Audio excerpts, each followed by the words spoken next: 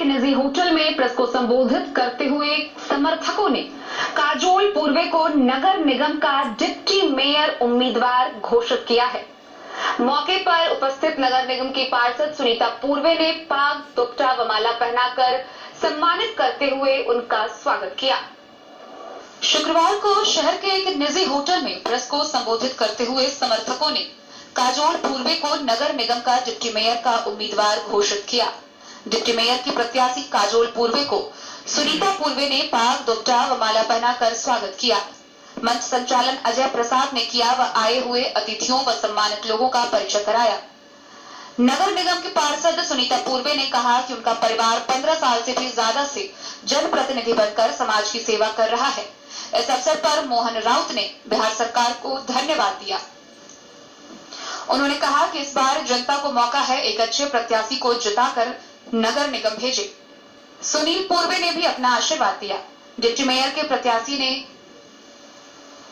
मधुबनी नगर निगम को एक स्वच्छ शहर बनाने की कल्पना ली। इस अवसर पर मोहम्मद रफीक, संजय यादव, आदित्य सिंह, पंकज मेहता, सुरेश शाह, राम प्रताप शाह, राजेश ठाकुर, मनमीत सिंह, रियाज टाटा सहित अनेकों गणमान्य व्यक्तियों ने काजोल पूर्वे के उम्मीदवारी का स्वागत किया।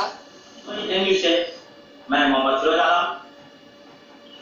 मैं आपको बता दूं, शुक्रवार को एक निजी होटल में समर्थकों ने काजोल पूर्वे को डिप्टी मेयर के लिए उम्मीदवार घोषित किए। आइए आपको दिखाते हैं काजोल पूर्वे ने कैसे अपने आशीर्वाद मांगे।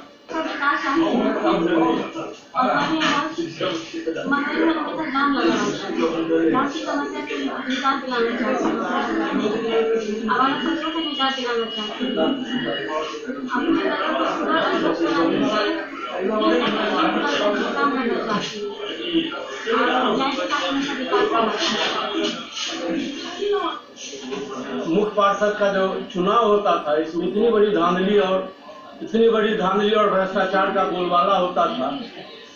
इसको बिहार सरकार ने अपने स्तर से जो हम लोग को रिलीफ दिया है, इसके लिए मैं बिहार सरकार को बहुत बहुत धन्यवाद देना चाहता हूं और उम्मीद करता हूं कि आने वाला जो हमारा नगर निगम का संरचना होगा वह भय मुक्त, भ्रष्टाचार मुक्त हो और इसी उद्देश्य के साथ मैं श्रीमती काजोल पूर्वे को अग्रिम शुभकामना देता हूँ। आपने कहा कि भ्रष्टाचार का जो बहुत बड़ा होता था, किस रूप से भ्रष्टाचार होता था? खरीद फरोख्त था, पार्षदों का खरीद फरोख्त है। जिसके पास जितना पैसा है खर्चा कीजिए और आप मुख्य पार्षद और पार्षद बनिए। इस पर बहुत बड़ा रोक लगा है और नगर निगम या नगर परिषद में अगर यह रोक लगा है तो सीधा सीधी भ्रष्टाचार पर कुठाराघात है। भ्रष्टाचार को बंद होना है और जो भी नगर परिषद ये नगर निगम में चुन के आवे वह भय मुक्त और भ्रष्टाचार से परे नगर निगम का निर्माण। इसी खरीद फरोख्त के बीच में आपके परिवार से भी जो चेयरमैन बने। जी, इसी खरीद फरोख्त के बीच में आपके परिवार से नहीं, मेरे परिवार से कभी चेयरमैन नहीं बने हैं। वाइस चेयरमैन, डिप्टी चेयरमैन कभी नहीं बने हैं, कभी नहीं बने हैं।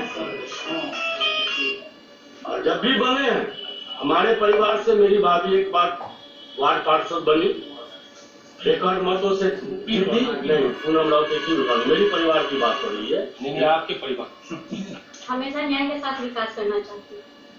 कई सारे गांव जुड़े हैं इससे, नए परिसीमन में बहुत बड़ा क्षेत्र हो जाता है। 54 से 55 वार्ड इसमें आएंगे, बड़ा असेंबली होगा ये। तो कुछ मैप है, कुछ प्लान है, कैसे इसको हैंडल किया जाएगा? फिलहाल तो कुछ नहीं, समय आने पे इसका जवाब दिया जाएगा। और कुछ मजबूत आधार पक्ष होगा ना, जिसको लेकर के आप मैदान में आना चाहती हैं? मेरे परिवार में मेरे पति और मेरे जेठ जी शुरू से ही समाज सेवा में लगे हुए हैं। मेरी जेठानी लगभग 15 वर्षों से अपने वार्ड की सेवा और साफ सफाई पे ध्यान दी हुई है। इन्हीं लोगों से प्रेरित होकर मैं आगे बढ़ना चाहती हूँ, नगर निगम की सेवा करना चाहती हूँ।